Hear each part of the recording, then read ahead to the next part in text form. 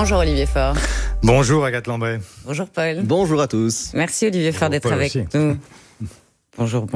Merci d'être avec nous sur France Info au lendemain d'un bureau national du PS très tendu après les municipales. Dites-nous juste, est-ce qu'il faut toujours vous appeler monsieur le Premier secrétaire ? Absolument. Vous allez nous dire si vous comptez le rester longtemps et dans quelles conditions. Mais d'abord, ce nouveau rebondissement au Moyen-Orient.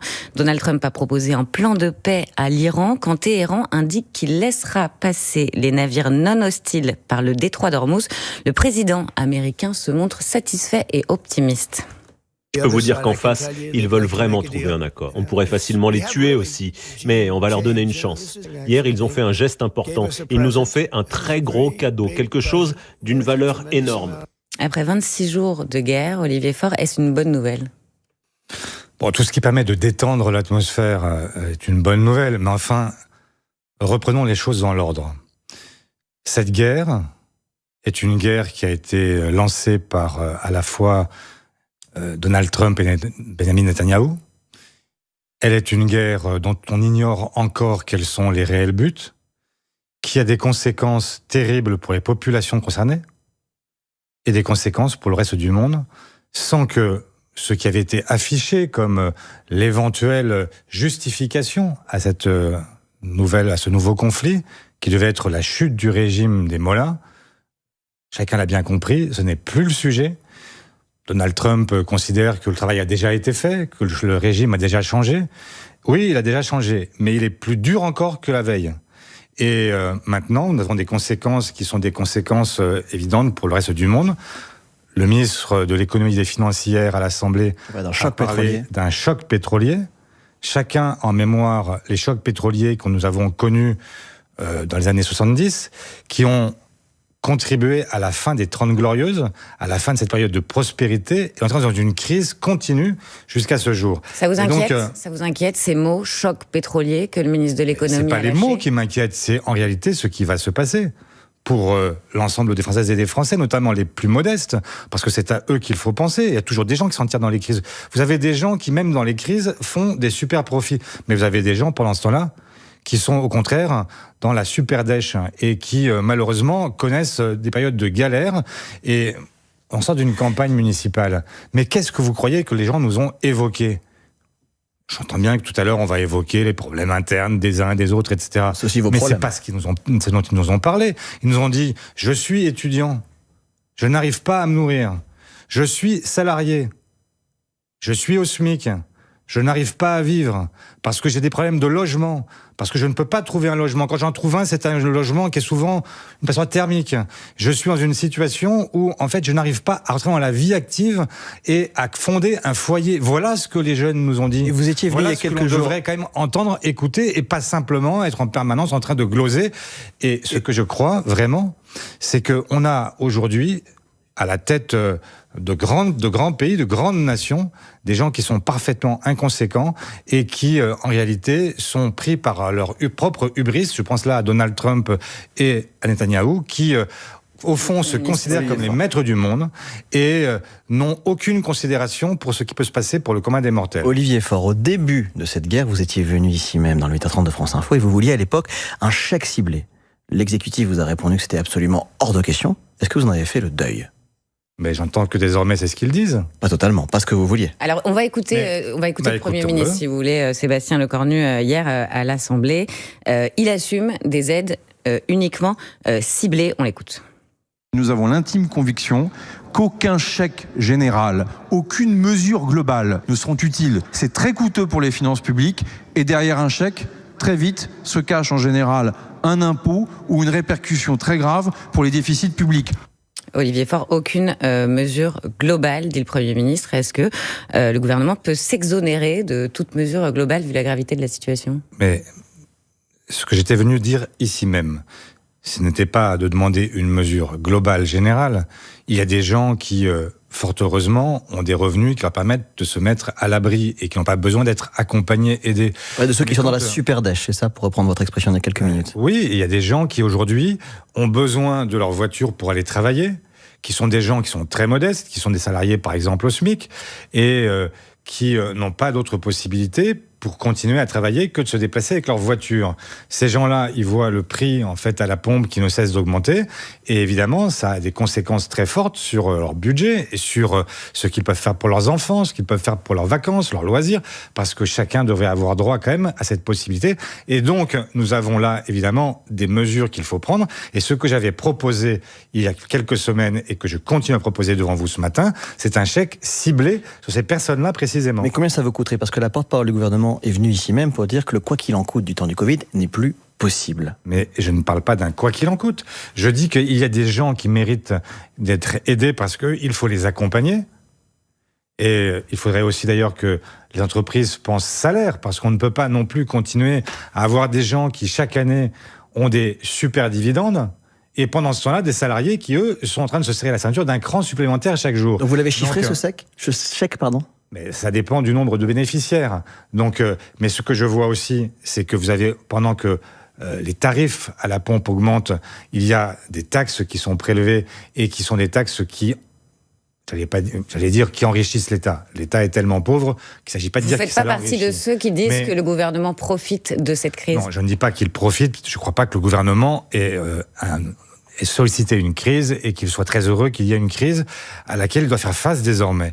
Mais ce que je dis quand même, c'est que l'État engrange aussi des taxes pendant ce temps-là, et ces taxes, ce surcroît d'argent récupéré grâce ou à cause de la montée des prix de l'énergie, eh bien, doivent être réutilisés pour venir au secours de celles et ceux qui ont le plus de difficultés à finir leur fin de mois. Sébastien Lecornu a dit hier qu'on ne pouvait pas laisser s'installer cette idée que l'État était un profiteur de crise, que ce serait bien la première fois qu'un choc énergétique profiterait à l'État. Juste cette mesure ciblée dont vous parlez. Je sais, mais je précise ce qu'il a dit. Cette mesure ciblée dont vous parlez, est-ce que vous en avez parlé à Matignon? Et qu'est-ce qu'on vous a répondu? Non, je n'en ai pas encore parlé à Matignon. J'ai croisé le Premier ministre hier, mais en fait, on a évoqué d'autres sujets. Et donc, ça ne relève pas de... Politiquement. Vous avez parlé politique avec le Premier ministre? J'ai parlé avec le Premier ministre, mais on n'a pas eu le temps de parler de ça. On s'est croisés, en fait, au moment des questions d'actualité. Mais évidemment, je lui en parlerai à nouveau parce que je souhaite que, sur ces questions-là, nous ayons la possibilité de trouver des mesures qui fassent consensus entre nous, parce que nous avons besoin de venir soulager des Français qui, aujourd'hui, n'en peuvent déjà plus. Je vous ai évoqué ce qu'a été cette campagne municipale. On a parlé beaucoup de l'abstention, mais vous croyez que les gens s'abstiennent pourquoi? C'est parce qu'ils sentent, ils croient que la politique aujourd'hui est impuissante à répondre à leurs besoins premiers. Eh bien, moi je souhaite que nous leur fassions la démonstration que la politique peut encore quelque chose, que nous pouvons encore venir en aide à celles et ceux qui en ont besoin, et que nous ne sommes pas condamnés à regarder Donald Trump agir en notre nom ou en dehors de notre nom, mais enfin le laisser agir sans avoir la capacité, nous, à réagir justement. Olivier Faure, vous aviez demandé, notamment d'autres partis aussi, un débat sur cette guerre au Moyen-Orient. Il aura lieu demain à l'Assemblée et au Sénat, mais sans vote. Est-ce que ça sert à quelque chose, ce débat ? Ça sert à quelque chose, oui. Ça sert à ce que chaque formation politique vienne exprimer sa position sur le sujet et qu'on puisse, dans le débat démocratique, savoir qui pense quoi et pourquoi. Moi, je serais très curieux de savoir ce que pense l'extrême droite. Vous avez une extrême droite qui... vous avez vu que Marine Le Pen était hier en Hongrie pour soutenir M. Orban, qui est lui-même un soutien de M. Poutine. Vous avez en fait les mêmes qui soutiennent Benjamin Netanyahou, qui est à l'origine de tout ce que l'on connaît désormais, qui le soutiennent aveuglément, qui sont dans un soutien inconditionnel. J'aimerais qu'ils viennent nous expliquer maintenant... on ne peut pas à la fois dire je soutiens Trump, je soutiens Netanyahou, je soutiens Orban, et après nous dire ah c'est terrible pour les Français, regardez ils n'ont plus rien dans leur assiette. Mais en fait ils sont eux-mêmes par leur soutien à ces dirigeants la cause des malheurs des Français. Marine Le Pen, qui à l'instant sur France Inter dit que le gouvernement participe à créer à la fois la restriction et une forme de panique. Comment vous jugez-vous de l'action de la France ? Je pense que c'est une situation très difficile, que la France, malheureusement, n'a pas su se faire entendre à la hauteur de ce qu'elle représente dans ce conflit, qu'elle a beaucoup hésité sur la réaction à avoir sur donc les premières frappes, puis ensuite sur la guerre qui s'étend à l'Iran et au Liban. Je regrette que nous n'ayons pas eu une parole plus forte, notamment par rapport à nos amis libanais. Il y a une histoire longue avec le Liban, et aujourd'hui, vous avez 1/6 de la population qui est déplacée dans des conditions humanitaires qui sont déplorables, avec un pays qui va avoir du mal à se reconstruire, et tout ça parce que la France n'ose pas aujourd'hui contredire le gouvernement israélien, le gouvernement d'extrême droite israélien. Mais Macron n'ose pas contredire Benjamin Netanyahou. Mais malheureusement, de manière trop faible. J'ai un moment pensé il avait pris un tournant la France a reconnu l'État de Palestine, ce qui était une très bonne décision et que j'ai approuvé. Mais j'aimerais qu'aujourd'hui, par exemple, on fasse peser sur ce gouvernement nos préoccupations et, par exemple, ça fait longtemps qu'on le demande, qu'il y ait en fait la suspension des accords de coopération de l'Union européenne avec Israël, parce que pendant que nous continuons à gloser, vous avez un gouvernement qui a rasé Gaza, qui continue à coloniser la Cisjordanie, qui maintenant parle de coloniser une partie du Liban, et tout le monde reste muet. Mais vous comprenez que ce qui se passe actuellement, ce n'est pas simplement un conflit périphérique, loin de nous, etc. C'est qu'on est ils sont en train de mettre à bas tout ce que nous avons construit depuis la fin de la Seconde Guerre mondiale. Le droit international est bafoué chaque jour. Chaque jour. Les institutions internationales sont totalement méprisées. Et nous avons aujourd'hui le retour d'empire, le retour de la force qui remplace le droit, soit tout ce que nous avons cherché à conjurer depuis 80 ans. Olivier Faure, dans un instant, on va parler des règlements de compte au Parti socialiste, et ce n'est pas qu'une question interne, parce que cela a des conséquences aussi, et ça pourrait avoir des conséquences sur la présidentielle, des conséquences sur vos électeurs, sur les Français. Mais pour l'instant, il est 8h46 et c'est l'info en 1 minute avec Maureen Suignard. L'Iran est-il prêt à négocier ? Le président américain affirme que des discussions sont en cours et propose un plan de paix en 15 points. Téhéran devrait s'engager à ne jamais se doter de l'arme atomique, remettre son stock d'uranium enrichi, démanteler ses 3 sites nucléaires, mais surtout rouvrir complètement le détroit d'Ormuz. L'Iran assure ce matin que les navires dits non hostiles peuvent circuler dans la zone. Il dit vouloir créer un choc d'autorité. Le ministre de l'Intérieur, Laurent Nunez, présente un projet de loi pour la sécurité du quotidien. Aujourd'hui, le texte veut notamment interdire la consommation de protoxyde d'azote. Inhaler ce gaz serait passible d'une peine d'1 an de prison, quand conduire sous l'emprise du protoxyde pourrait entraîner une peine de 3 ans d'emprisonnement. 3 hommes âgés d'une vingtaine d'années condamnés à des peines allant jusqu'à 3 ans de prison. Ils ont tiré sur le site d'Orange à Marseille contre quelques centaines d'euros. Les enquêteurs estiment que les commanditaires voulaient perturber un point de trafic de drogue concurrent. Et puis c'est ce qu'on appelle un succès. Netflix annonce que le concert de BTS samedi dernier a été regardé par plus de 18 millions de personnes. Les superstars de la K-pop n'étaient pas montées sur scène depuis 4 ans. France Info. Le 8-30 France Info. Agathe Landray, Paul Larouturou. Avec Olivier Faure, un premier secrétaire du Parti socialiste sous le feu des critiques de son propre camp ces derniers jours.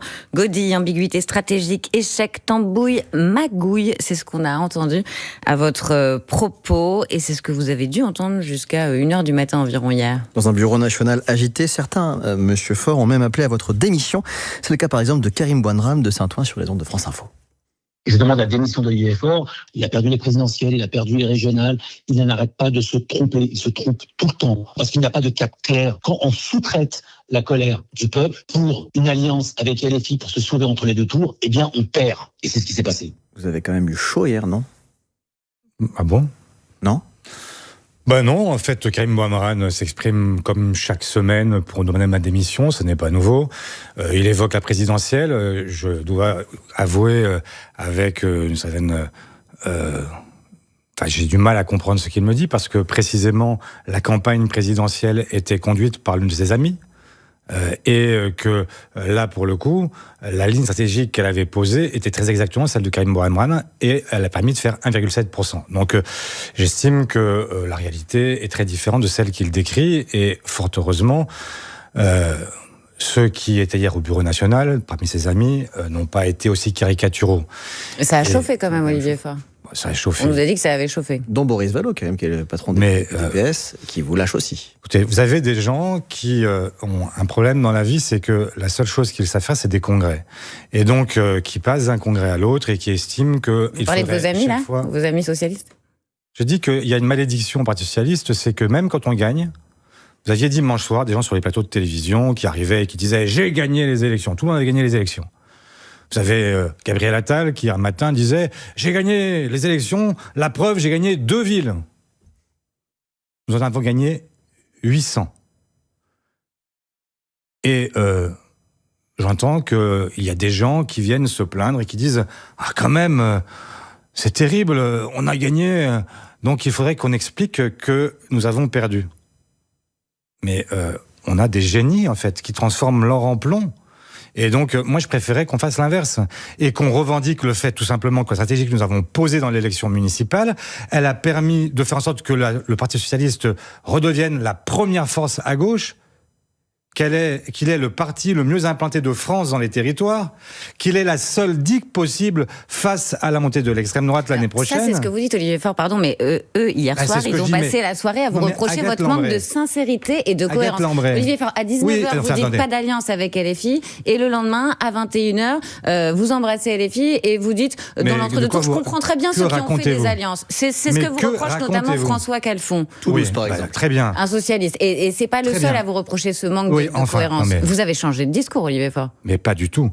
Je suis venu ici vous dire qu'il n'y aurait pas d'accord national avec la France insoumise. Il n'y en a pas eu. Il y en a eu un avec les écologistes, il y a eu un avec les communistes. Mais vous jouez avec les mots, Olivier Faure. Quand il n'y a pas d'accord national, mais des dizaines d'accords locaux partout, et que vous dites que vous comprenez totalement ces accords, c'est pas vrai. Que ça perturbe un peu. Il y a 0,6% des candidats socialistes qui ont noué un accord de second tour avec la France insoumise. Mais dans des villes aussi symboliques, vous voyez bien qu'on n'a parlé que de ça. Des villes symboliques. Vous n'avez parlé que de ça, parce que vous avez un problème avec la France insoumise, une obsession avec la France insoumise. Moi, ça n'est pas ma vie. Je ne suis pas obsédé par Jean-Luc Mélenchon. Ce que je dis, et ce que je répète, ce que j'ai dit dans l'entre-deux-tours, ce que j'ai dit tous les jours, ce que j'ai dit depuis, c'est que Jean-Luc Mélenchon est un boulet. Il est d'abord même un boulet pour ses propres amis.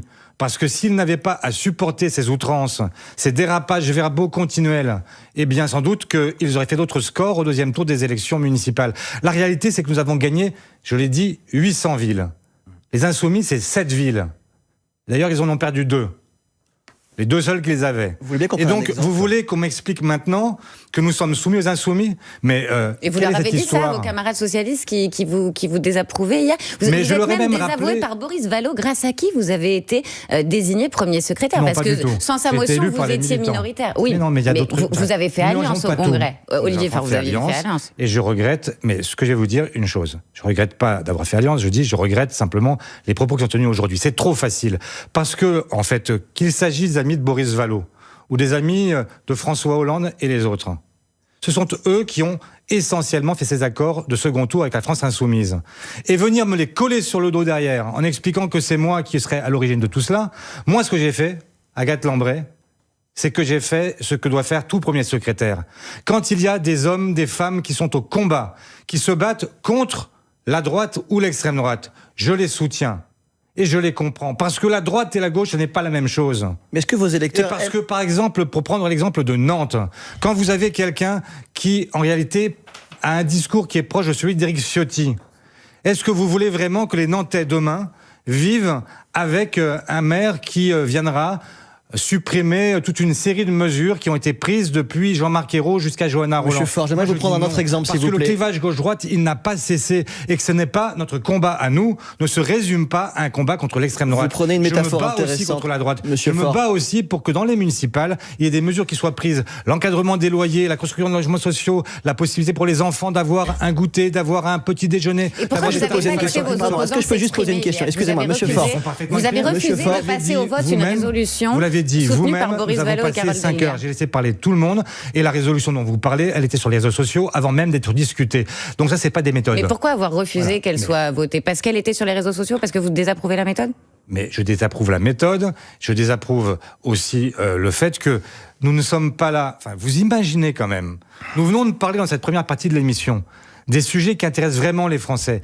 Et je crois qu'il y a un profond dégoût pour la politique, pour ce que nous sommes, quand au lendemain d'une élection municipale, au moment où il y a une crise pétrolière qui s'annonce, au moment où il y a des Français qui sont vraiment dans la difficulté, que la seule chose que nous ayons à faire, c'est de savoir quel est le sort des uns et des autres dans la perspective d'un prochain congrès ou d'une présidentielle. Dans la perspective, est-ce que je peux juste poser une question, s'il vous plaît? Merci beaucoup. Dans la perspective d'une prochaine présidentielle, il y a aussi des questions très importantes des alliances. On va prendre un autre exemple, on va prendre l'exemple de Toulouse. L'alliance LFI-PS a perdu plus de 3500 voix entre le premier et le second tour, et le maire sortant de centre-droit, Philippe Moudinque, a récupéré 17 000 voix d'abstentionnistes au premier tour. D'accord? C'est l'exemple de Toulouse.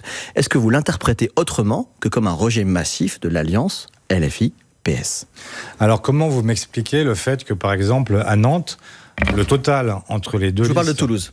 Ah oui, mais c'est trop facile. Non, mais les situations varient selon les villes. Là, je vous parle vraiment de Toulouse. Très bien. À Toulouse, effectivement, il y a eu 80% des électeurs du Parti socialiste qui sont vraisemblablement revenus voter pour l'Alliance, et puis 20% qui, effectivement, ont fait défection. Avec Jean-Luc Moudinque. Mais si on prend d'autres exemples, parce que il faut essayer d'être complet et objectif. La réalité, c'est qu'à Nantes, le total gauche est supérieur au deuxième tour de 15% à ce qu'il était au premier. À Grenoble, de 16%. Et je pourrais prendre l'exemple de Tours. Je pourrais prendre l'exemple de Lyon. Si nous avions perdu Lyon dimanche soir, qu'auriez-vous dit? Vous auriez dit la gauche, elle est défaite à Lyon. J'entends toutes les autres villes, mais répondez-moi sur Toulouse. Mais je vous Parce que vous avez une métaphore très intéressante en tant qu'alchimiste en disant ils transforment l'or en plomb. Mais vos amis disent mais c'est pas de l'or, c'est du plomb. Nos électeurs ne veulent pas qu'on fasse alliance avec LFI, et ils ont quand même des exemples eux aussi. Mais vous me donnez un exemple, vous me dites qu'il a manqué 3500 voix. Ouais. Je vous réponds, c'est vrai. Mais est-ce que vous pouvez comprendre, c'est une sorte de calcul assez simple, quand vous avez 20% de gens qui ne viennent pas, ça veut dire qu'il y en a 80% qui sont venus. Et donc vous considérez que nous devrions nous intéresser essentiellement aux 20%, et moi je vous dis qu'il faut s'intéresser aussi aux 80% qui sont venus, et qui eux, parce que j'étais faire campagne à Toulouse au premier tour, j'ai vu les gens, et qui espéraient une alternance, et qui même imploraient l'union. Ce qui s'est passé, c'est que malheureusement, François Briançon, le socialiste, est arrivé derrière le candidat insoumis. Et que vraisemblablement, quand vous avez un candidat insoumis qui est en tête et que c'est lui qui conduit cet accord, eh bien la réalité, c'est qu'il sécrète davantage d'anticorps qu'il ne produit en réalité de capacité à gagner. Et donc ce qui s'est passé à Toulouse, ce n'est pas tellement une question de défection, lisez tout ce que les journalistes, vos confrères ont pu écrire partout, c'est qu'il y a eu une surmobilisation de la droite et de l'extrême droite pour faire face à un candidat de LFI. C'est bien ça le problème. Olivier, et d'ailleurs, si vous regardez les choses, puisqu'on se parle de LFI, puisque c'est l'obsession générale, eh bien LFI gagne 7 villes en France. Il en gagne 1 contre la droite. Il en gagne 6 contre la gauche. C'est vous dire à quel point, et je le dis à celles et ceux qui, sincèrement, suivent la France insoumise. Et on peut comprendre qu'ils aient ce souci d'une radicalité qu'ils ne trouvent peut-être pas autant ailleurs. Mais je leur dis, en fait, le problème de la France insoumise, c'est qu'elle ne permet pas d'être un barrage face à la droite ou face à l'extrême droite. Elle ne permet rien. Elle n'est en réalité que... en fait, dans une bataille de leadership à gauche, cherchant essentiellement ses victoires sur la gauche et non pas sur la droite et sur l'extrême droite. Or, ce que vous avez comme exemple, à l'inverse, c'est que les socialistes, les écologistes, les communistes, qu'est-ce qu'ils ont produit à Paris, à Lyon, à Marseille? C'est que c'est eux qui ont permis de se battre contre la droite et contre l'extrême droite, et qui ont permis aux Français de ne pas, à ces Français-là, dans ces villes-là, de ne pas vivre sous l'emprise de la droite et de l'extrême droite. Olivier Faure, c'est le moment de la question qui aujourd'hui, la question qui brutalise dans plusieurs villes conquises par la gauche et notamment par la France insoumise, mais pas seulement. Des maires défaits ont été insultés et hués par des foules menaçantes. À Creil, la socialiste battue a dû être protégée par la police. Tension et huée aussi contre le PS à Vaux-en-Velin, contre un LR au Blanc-Ménil. Qu'est-ce que ces images disent de la politique à la française ? Je veux dire que c'est honteux. C'est même un scandale démocratique que de voir des gens huer des maires qui ont fait leur travail, qui l'ont fait avec conscience. Ils peuvent avoir déçu, et là les électeurs, en l'occurrence, parfois les ont battus, mais ils ne méritent pas ce type de traitement.